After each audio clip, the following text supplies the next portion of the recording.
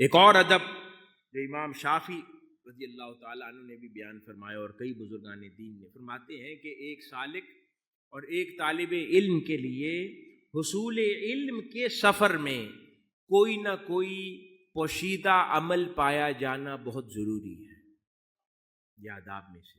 اب اس سے کیا مراد ہے کہ حصول علم تو واضح ہے، عیاں ہے، پوشیدہ عمل یہ ہے کہ راتوں کا جاگنا ہو، یا کوئی خفیہ خیرات کا عمل ہو، یا کسی کی خدمت ہو، کچھ نہ کچھ آداب میں سے ایسا ضرور ہو کہ جو صرف وہ جانتا ہو اور اس کا مولا جانتا ہے۔ تو وہ فرماتے ہیں کہ طالب علم کے لیے ضروری ہے کہ زندگی میں آداب میں سے ہے کہ کوئی نہ کوئی ایک ایکٹیویٹی ایسی رکھے جو اس کے اور اس کے مولا کے درمیان ہو، سیکرٹ ہو، یعنی اللہ اور اس کا سیکرٹ ہو۔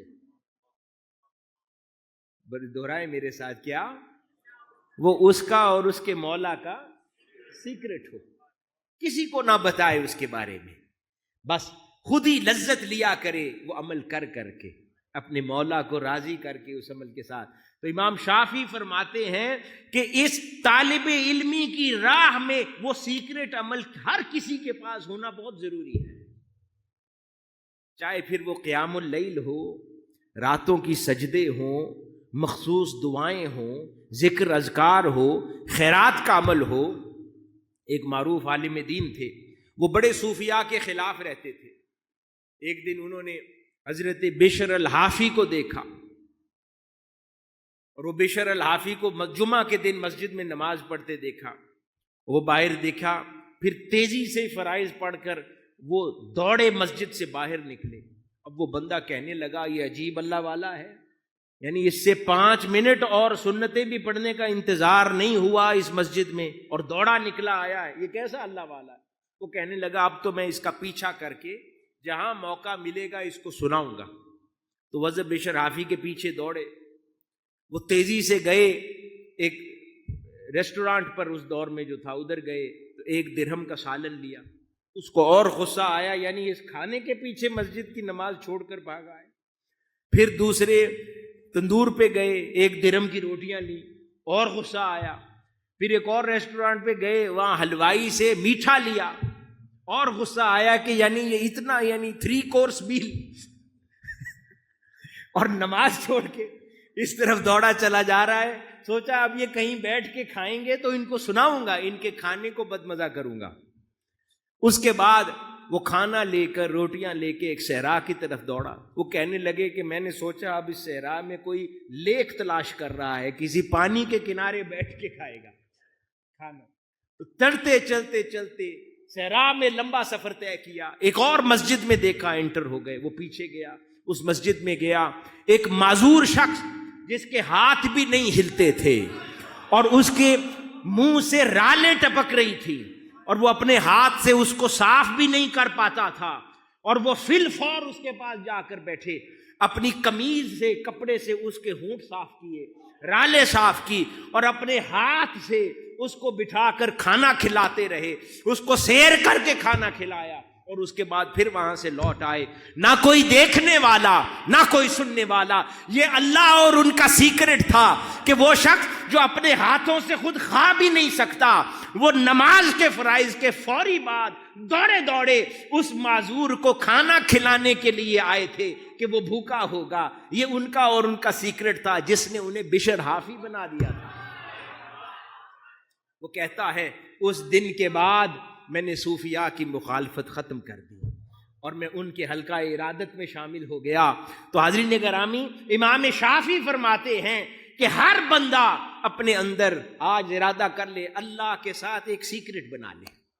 میرے نوجوان بھائی بیٹھے ہیں، یہ کوئی مشکل کام ہے؟ ہر کوئی اپنا ایک سیکرٹ کوئی نہ کوئی بنا سکتا ہے، جو صرف اس کو پتا ہو اور اس کے مولا کو پتا ہو۔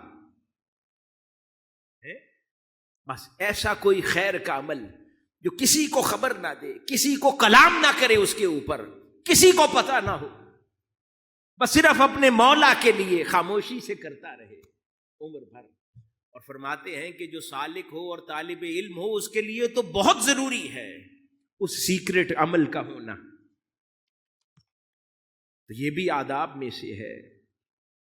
تہجد گزاری ہو سکتی ہے، قیام اللیل ہو سکتا ہے، تلاوت قرآن ہو سکتا ہے. کئی بزرگان دین کی احوال بعد میں نہیں سنتے پڑھتے کہ جو بیان کرتے ہیں کہ وہ ہفتے میں قرآن مجید ختم کرتے، 3 دن میں ختم کرتے، تلاوت قرآن کرتے. کسی نے اپنی قبر کھود رکھی تھی اور انہوں نے 5000 ختم اپنے مرنے سے پہلے اپنی قبر میں کیے. اس قبر کو گواہ بناتے تھے کہ میں نے قرآن پڑھا، اب میری شفاعت کرنا. اسی طرح کوئی خیرات کا عمل خفیہ کرتے تھے. کسی نے نہ جانے کس کی مدد کر رکھی ہوتی ہے، کیسے کیسے. تو اس لیے کسی کو بتائے بغیر اپنے مولا کے ساتھ ایک سیکرٹ بنا لیں. یہ آداب میں سے ہے درویشوں کے. اسی طرح اللہ کے ساتھ ہمیشہ ادب کو ملحوظ خاطر رکھیں. درویش کے لیے یہ بھی ادب ہے. جس کو علم کی تلاش ہے اور علم کے ساتھ اپنی زندگی کو جوڑنا چاہتا ہے، ادب یہ کہ جب اللہ کا خیال آ جائے، اللہ کا کلام زبان پر آ جائے، اللہ کی بات آ جائے تو جسم مؤدب ہو جائے. اس ادب کا اظہار آپ کے جسم سے ہو، آپ کے پوسچر سے ہو، آپ کے بیٹھنے اٹھنے سے. تاجدار کائنات صلی اللہ علیہ وآلہ وسلم کا ذکر پاک آ جائے، سیدھے ہو کے بیٹھتے. بیٹھنے کے بھی آداب ہے نا. مجالس کے اندر اللہ اور اس کے رسول صلی اللہ علیہ وآلہ وسلم کے ذکر کی مجلس ہے، تو اب اس کے اندر ہم ٹانگ پہ ٹانگ رکھ کے بیٹھے تو کیا یہ ادب ہوگا؟ نہیں ہوگا. یہ تو عام مجالس کے لیے بھی ادب نہیں ہے. برسبیل تذکرہ بات آ گئی کیونکہ ہم آداب کی ہی نشستیں کر رہے ہیں نا. عموماً ہم لوگ بیٹھتے ہیں تو ہم دیکھتے ہیں کہ ایک ٹانگ پہ دوسری ٹانگ رکھتے ہیں، اور وہ بھی کئی بار اس طریقے سے رکھتے ہیں کہ کچھ لوگوں کی ٹانگ پوری طرح دوسری ٹانگ پہ لپٹ کر نیچے نہیں ہوتی. سمجھ آ رہی ہے پوسچر؟ ایک تو بیٹھنے کا طریقہ یہ ہے نا کہ آپ دوسری ٹانگ پر ٹانگ رکھیں اور وہ اس پر لپٹ کے نیچے ہو جائے، اور آپ کے دوسرے پاؤں کا رخ نیچے ہو زمین کی طرف، پھر جدا بات ہے. لیکن کچھ لوگ پوری ٹانگ ایسے سیدھی رکھتے ہیں اور سامنے ہونے والے شخص کی طرف پاؤں ہو رہا ہوتا ہے. یہ انتہا درجے کی بے ادبی ہے. جنہوں نے یہ ادب نہیں سیکھا انہوں نے دین کیا سیکھنا ہے؟ اور اگر پوری ٹانگ بھی لپٹ کے بڑوں کے سامنے نہیں بیٹھ سکتے، یہ بھی آداب میں سے نہیں ہے. والدین بیٹھے ہیں، اساتذہ بیٹھے ہیں، بزرگ بیٹھے ہیں، ان کے سامنے نیچے کی طرف بھی ہوتی ہو تو نہ کریں. ہاں ہم مجلس ہیں، ہم زمانہ ہے، دوست بیٹھے ہیں، ان میں اگر کوئی ریلیکس ہونے کے لیے اگر یہ عمل کرنا چاہے تو وہ بھی تب جب پوری لپٹ کر نیچے ہوتا. ایسے نہیں، یہ بے ادبی ہے. یہ بھی آداب ہے. اور چہ جائے کہ اللہ اور اس کے رسول صلی اللہ علیہ وآلہ وسلم کا کسی مجلس میں اگر ذکر ہو رہا ہے اور اس کے اندر اس طرح کے پوسچرز ہوں تو یہ اللہ کا ادب نہیں ہے، پھر اللہ نہیں دیتا.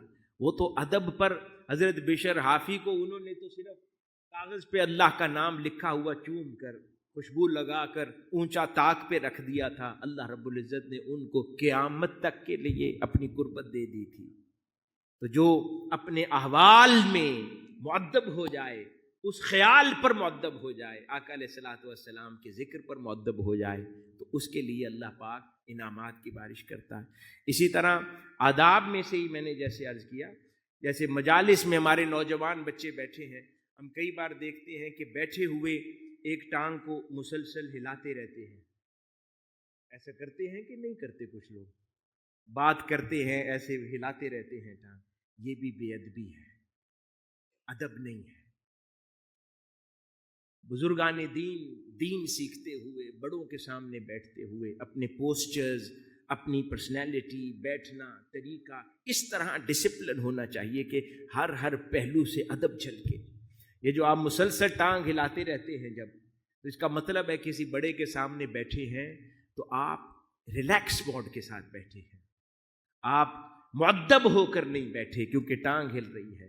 ٹانگ ہلنا اس بات کی علامت ہے، اب میں سائیکالوجی کی زبان میں بتا رہا ہوں، کہ آپ اس وقت کچھ اور سوچ رہے ہیں. یہ سوچ کی بے ادبی ہے. جب آدمی ٹانگ ہلاتا ہے نا، یہ اس کا تھنکنگ پروسیس ہے. وہ اس وقت کچھ اور سوچ رہا ہوتا ہے، اس وقت حاضر نہیں ہے وہاں، اس لیے وہ ٹانگ ہلاتا ہے. اور یہ آداب میں سے بھی نہیں ہے.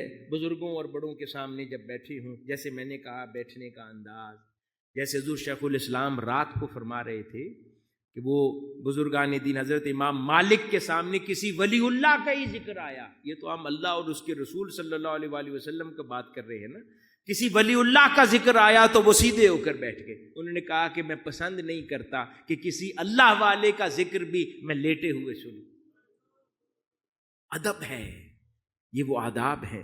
تو حصول علم کی راہ میں کتابوں کے ساتھ بھی ایسا ہی ادب ہے، معلم کے ساتھ بھی ایسا ہی ادب ہے. جو اس درجے کا ادب اختیار کرتا ہے اسی پر علم اپنے دروازے وا کر دیتا ہے. اساتذہ کا علم، حاضرین مکرم، 80s کے زمانے کی بات ہے. شیخ الاسلام کے اساتذہ میں سے اس وقت منہاج القرآن بنا چکے تھے شیخ الاسلام، اور پوری ملک میں خطابات کا سلسلہ جاری تھا. ایک شہرت تھی، بڑے بڑے علماء آپ کی طرف آ رہے تھے. تو آپ کے بچپن کے اساتذہ میں سے جن سے آپ نے علوم دینیہ میں سے کچھ اسباق پڑھے تھے، وہ آپ کے پاس لاہور تشریف لائے. اور لوگوں کا ایک ہجوم شیخ الاسلام کے ساتھ اس وقت بھی ہوتا تھا. یہ میں شیخ طریقت کی بات نہیں کر رہا، وہ استاد جن سے علم دین کے اسباق پڑھے تھے وہ تشریف لائے. تو شیخ الاسلام پورا دن گھر کے اندر باہر جوتوں کے بغیر گھومتے رہے اور ان کی خدمت کرتے رہے. استاد اور معلم کے ادب میں گھومتے رہے، خدمت کرتے رہے. پھر کسی نے کہا شیخ الاسلام سے، یہ جو علماء میں سے صاحب ہیں انہوں نے تو فلاں موقع پہ آپ کے فلاں موقف کے خلاف آپ کو برا بھلا بھی کہا ہے آپ کے استاد نے. تو آپ نے فرمایا خبردار، کچھ نہ کہنا، وہ میرا استاد ہے، اس کا حق ہے وہ کہہ سکتا ہے برا بھلا. وہ میرا استاد ہے، اس کا حق ہے کہ وہ کہہ سکتا ہے برا بھلا، دل میں اس کا ملال اور غم نہیں. تو حاضرین گرامی، جب اس درجے کا ادب اپنے کمال کو پہنچتا ہے تو پھر ہی نتائج برآمد ہوتے ہیں. حاضرین گرامی، اسی طرح یہ بھی آداب میں سے ہے کہ جس بات کا علم نہ ہو اور بنیادی فرائض واجبات میں سے نہ ہو تو اس کی تحقیق میں وقت ضائع نہ کریں. یہ بھی حصول علم کے آداب میں سے ہے. آسانی سے علم میسر آ جائے تو ٹھیک ہے، نہیں تو عمل پر زیادہ وقت صرف کریں، بے جا کھوج میں وقت ضائع نہ کریں. یہ بھی آداب میں سے ہے کہ جس چیز کا علم نہیں ہے غیر ضروری دعویٰ نہ کریں. یہاں تک کہ سیدنا ابو بکر صدیق رضی اللہ تعالی عنہ کی بارگاہ میں ایک صحابی آئے اور ایک سوال کر لیا، آپ نے اس پر جواب نہ فرمایا. وہ کہنے لگے اے امیر المومنین، آپ جواب نہیں دے سکتے تو کون جواب دے گا؟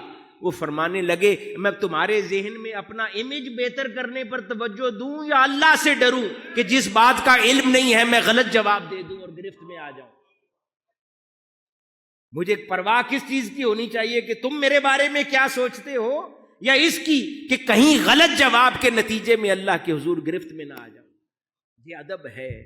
اسی طرح آداب میں سے ہے کہ ان ابحاث میں مبتلا نہ ہو کہ جن سے آپ کا تعلق نہیں ہے، اور عمل پر فوکس کریں. زندگی کا ضروری علم حاصل کریں، اور جس چیز کے اندر تشویش ہو، تشکیک ہو تو پھر اجمالاً ایمان لے آئیں اور اس کے اوپر چیزوں کو چھوڑ دیں. اگر بات معنن مفہوماً سمجھ نہ آ رہی ہو تو پھر آیات کے ظاہری مفہوم پر ہی عمل پیرا ہو جائیں اور اس میں زیادہ بحث میں نہ پڑیں، کیونکہ اس کی تعویل کے معنی سے افضل ہے کہ اس کے ظاہری معنی پر عمل کرو. اتنی احتیاط علوم دینیہ کے حصول اور اس کے عمل کے حوالے سے اختیار کرو. یہ بھی آداب میں سے ہے. اسی طرح لوگوں کے مراتب کے مطابق احترام کیا کرو. بڑا ہے تو اس کا احترام کرو، عمر رسیدہ ہے تو احترام کرو، چھوٹا ہے تو شفقت کرو. یہ نہ دیکھو کہ کسی کا احترام دنیا والے کرتے ہیں یا نہیں کرتے. اللہ اور اس کے رسول کے کلام کے مطابق اگر وہ تقویٰ میں تم سے بہتر ہے، عمر میں تم سے زیادہ ہے، علم میں تم سے زیادہ ہے، اس کا احترام کرو. یہ بھی آداب میں سے ہے درویشوں کے، اور زندگی میں اس کو اختیار کر لو. اور جو اذیت دے اس کے اوپر صبر کرو، چاہے پھر وہ عصری علوم کے راستے میں زندگی میں مشکلات آئیں، مصائب آئے، بھوک آئے، تنگی آئے، فاقہ آئے، اس پر صبر کرو، آداب میں سے ہے۔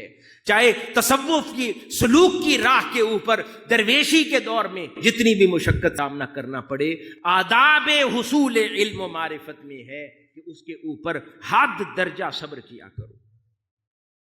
حاضرین گرامی، یہ صبر کا ہی نتیجہ ہے کہ اللہ رب العزت نے، بزرگان دین لکھتے ہیں کہ کوئی بڑا ایسا نہیں ہوا جس کو اوائل دور میں اللہ نے مشکلات نہیں دی، کوئی بڑا ایسا نہیں ہوا جس کو اللہ نے آزمایا نہیں۔ اپنے ہر نبی کو آزمایا، چاہے سیدنا موسیٰ ہوں، سیدنا عیسیٰ ہوں، سیدنا ابراہیم علیہ السلام ہو، پھر سیدنا یونس ہو، سیدنا یوسف ہو، انبیاء ہو، جتنے اہل بیت اطہار ہوں، صحابہ کرام ہو، ہر کسی کو اللہ نے آزمایا ہے۔ کسی کو جسمانی تکلیف دے کر آزمایا ہے، کسی کو ذہنی امراض اور پریشانیوں میں مبتلا کیا، کسی کو مالی مشکلات میں، کسی کو اموات کے ساتھ، کسی کو بیماریوں کے ساتھ، ہر کسی کو جب چاہا ہے آزمایا ہے۔ آزمائش کے بغیر کسی کو راہ نہیں ملی، اس لیے کہا کہ آداب میں سے ہے کہ آزمائشوں سے نہ گھبرایا کرو۔ پھر یہاں تک کہ آگے فرماتے ہیں کہ انہی آزمائشوں میں سے ہی ہے کہ لوگ تمہاری مخالفت کریں۔ فرماتے ہیں کہ اگر اللہ نے تمہارے حق میں کسی کو پیدا کیا ہے تو لازم ہے کہ دوسری طرف مخالف بھی پیدا کرے گا۔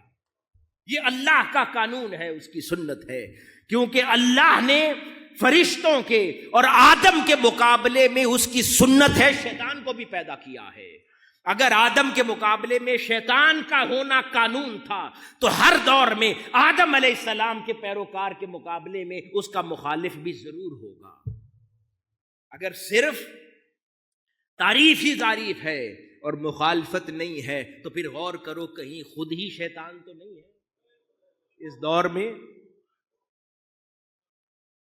اس لیے حق کے مخالف باطل کا ہونا ضروری ہے۔ اگر 4 لوگ تعریف کرتے ہیں تو 2 بد تعریفی کرنے والے بھی ہوں گے، تو صبر کرو، خوش ہو کہ اللہ نے قانون کے مطابق میرے ساتھ ٹریٹمنٹ کیا ہے۔ حاضرین گرامی، اور آگے بزرگان دین لکھتے ہیں اور امام غزالی رضی اللہ تعالیٰ عنہ بھی بیان فرماتے ہیں کہ یہ اللہ رب العزت مخالفت بھی کیوں کرواتا ہے؟ اس لیے کہ کہیں اللہ والا اپنے چاہنے والوں کی تعریفوں میں مبتلا ہو نہ جائے اور ان کا دل صرف چاہنے والوں کی تعریفوں میں ہی نہ لگ جائے، تو مخالفت ان کے لیے کڑواہٹ بن کر اس کو دنیا سے بیزار رکھتی ہے اور وہ اللہ کی طرف متوجہ رہتا ہے۔ اس کا دنیا پر بھروسہ قائم نہیں ہوتا، جو شیخ الاسلام رات کو فرما رہے تھے کہ وہ جو دنیا کی مخالفتیں ہیں، آزمائشیں ہیں، تکلیفیں ہیں، مشکلات ہیں، اللہ اس لیے دیتا ہے تاکہ اس کا دل دنیا میں نہ لگ جائے۔ مخالفت اس لیے کرواتا ہے تاکہ دنیا کے سامنے رہے، لوگوں کی تعریف بھی جانتا ہو کہ کیوں ہے، مخالفت بھی جانتا ہو کہ کیوں ہے، اس کی حقیقت پر مطلع رہے اور اس سے دل نہ لگائے، دل صرف اپنے مولا سے لگائے۔ حاضرین گرامی، اسی طرح مختلف بزرگان دین نے ایک دفعہ مولا علی شیر خدا رضی اللہ تعالیٰ عنہ کی خدمت میں ایک شخص تھا، وہ ہر وقت آپ کی مخالفت کرتا تھا۔ بزرگوں نے یہ بھی لکھا مولا علی شیر خدا سے زیادہ بھی کوئی اہل اللہ میں مقرب ہوگا مولا کا؟ اگر ان کی مولا نے اتنی مخالفت کروائی ہے، اللہ نے اتنی مخالفت بڑوں میں بھی کروائی ہے، چھوٹوں میں بھی کروائی ہے، تو حاضرین مکرم، تو پھر اور کس کی مجال ہے کہ وہ مخالفت پہ برا مانے؟ لوگوں کو مخالفت پھر کرنے دینی چاہیے۔ حاضرین گرامی، تو وہ ایک شخص تھا، وہ مولا علی شیر خدا رضی اللہ تعالیٰ عنہ کی بد تعریفی کرتا رہتا تھا ہر وقت۔ پھر ایک دن اس کا دل بدل گیا اور وہ لوگوں کے سامنے آ کے مولا علی شیر خدا رضی اللہ تعالیٰ عنہ کی تعریف کرنے لگا۔ جب تعریف کرنے لگا تو وہ اسے فرمانے لگے جو کچھ تمہاری زبان پر ہے اس سے کم ہو۔ اب وہ تعریف کر رہا ہے، یہ حقیقت ہے لوگوں کی تعریف اور بد تعریفی کی۔ ایک درویش یہ عقیدہ رکھتا ہے، فرمانے لگے اس شخص کو جو کچھ تمہاری، اب وہ تعریف کر رہا ہے، جو کچھ تمہاری زبان پر ہے اس سے تو کم ہو، لیکن جو تیرے دل میں ہے اس سے زیادہ۔ جو کچھ تیری زبان پر ہے اس سے کم ہوں، کچھ زیادہ بول رہا ہے، لیکن جو اصل تیرے دل میں ہے میرے خلاف اس سے بہتر. تو یہ تعریف کی حقیقت ہے. حاضرین گرامی، اسی طرح کئی بزرگان دین نے اس طرح بھی لکھا اور بیان فرماتے ہیں. کسی ایک بزرگ نے کہا کہ اگر سارا جہاں ایک طرف میرے گوشت کینچی سے کاٹنے والا اکٹھا ہو جائے اور دوسری طرف میری تعریفیں کرنے والا اور عود کی دھونی دینے والا ادب سے سارا جہاں ادھر اکٹھا ہو جائے تو نہ یہ مجھے بہلا سکتا ہے نہ یہ مجھے بہلا سکتا ہے.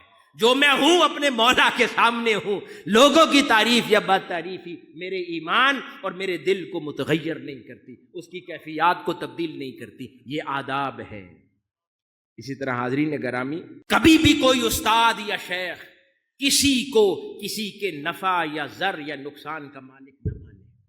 اگر دل میں یہ خیال آنے لگ جائے کہ اگر یہ میرا بے ادب ہے تو یہ اس کے لیے اب یہ نقصان ہے، یہ تباہ ہو گیا، میری وجہ سے تباہ ہو گیا، اگر دل میں ایسی کیفیات آنا شروع ہو جاتی ہیں، سمجھے راہ سے ہٹ گئے ہیں، عجز و انکساری سے دور ہو گئے ہیں.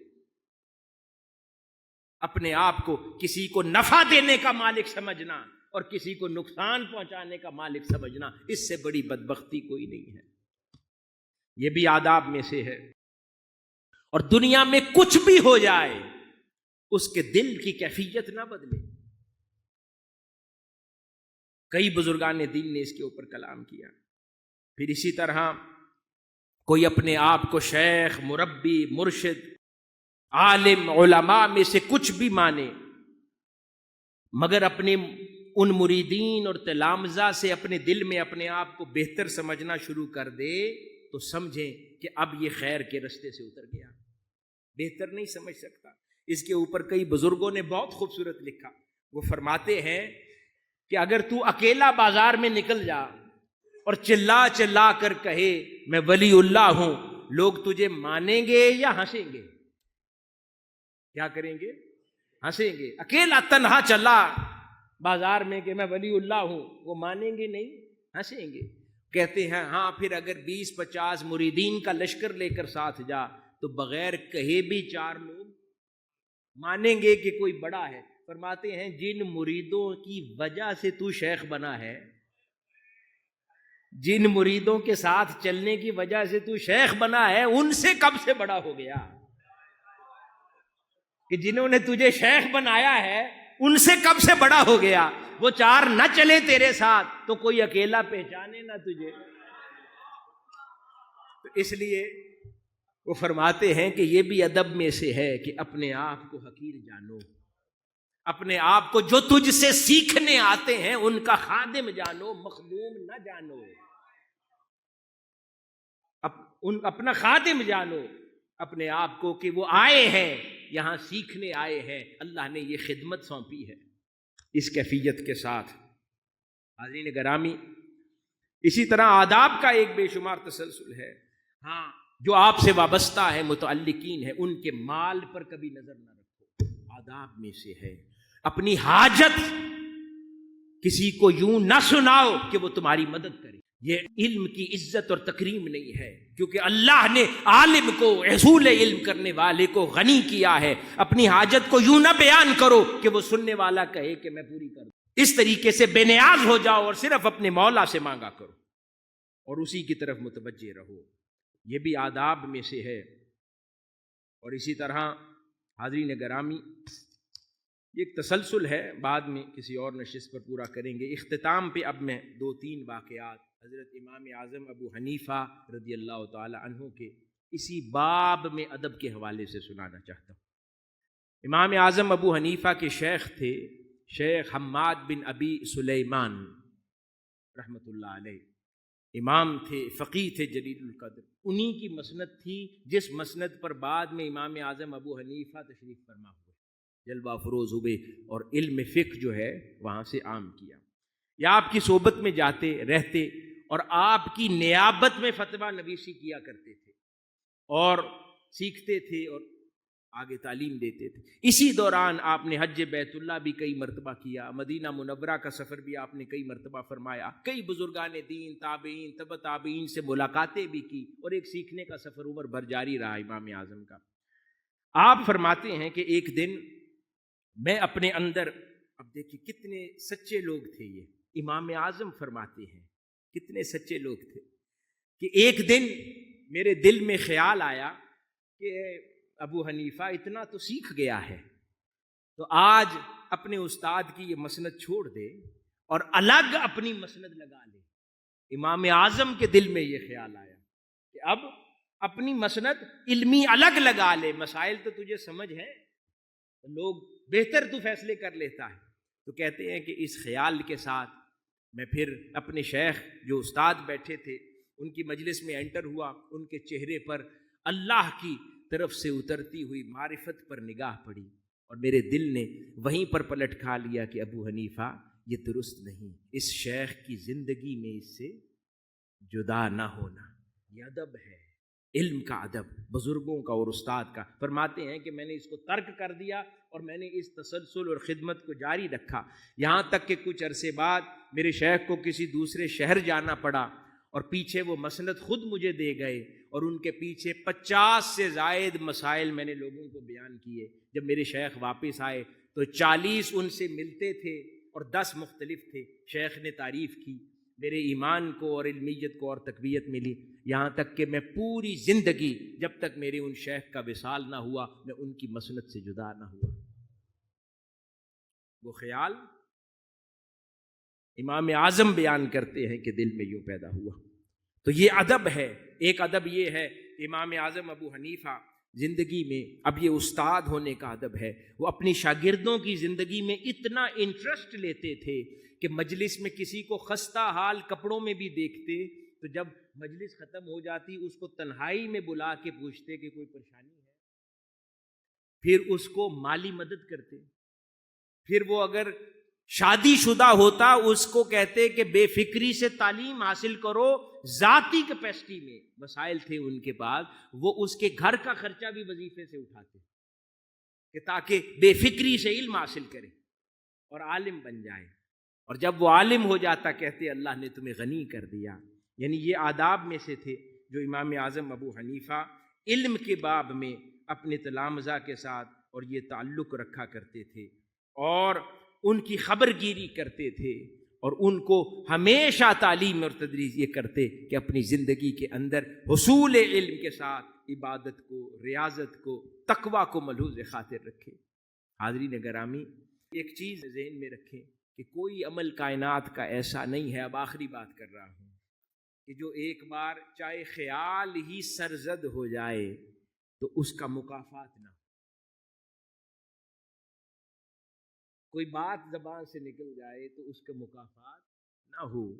تو اب امام اعظم ابو حنیفہ نے خود اس درجے پر بیان فرمایا کہ یہ میرے دل میں کیفیت آئی تھی کہ اپنی شیخ کی مسند چھوڑ دوں، اور اب اس معروف بات کی طرف غور کریں کہ جب امام اعظم ابو حنیفہ کے معروف تلامذہ میں سے امام یوسف اور امام محمد، ان میں سے ایک معروف تلامذہ میں سے اپنی مسند الگ کر لی امام اعظم کی زندگی میں، جب امام اعظم نے خط پر کسی کو سوال لکھ کر بھیجا کہ اس سے یہ سوال کرنا اور وہ سوال کا جواب نہ دے سکے تو واپس اپنی مسند کو بند کر کے امام اعظم کی خدمت میں آ گئے۔